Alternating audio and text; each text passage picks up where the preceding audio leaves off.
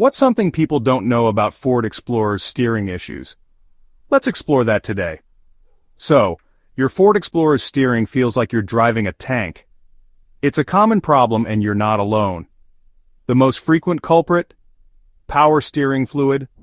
Low or dirty fluid can create major steering issues. Check your fluid level first. If it's low, top it up. If it looks dirty, a flush might be in order. Another troublemaker? The power steering pump. If your pump's on the fritz, it might need a replacement. Listen for whining noises when you turn the wheel. That's a giveaway sign. Next up, the power steering belt. Over time, this can wear out or break. Inspect it for any cracks or looseness. A simple belt replacement could save you a lot of headaches. Lastly, don't forget the steering rack.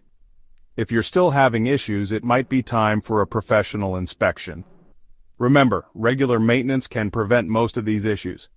So, keep your Explorer in top shape and enjoy smooth driving. Thanks for watching. Like and subscribe for more DIY tips.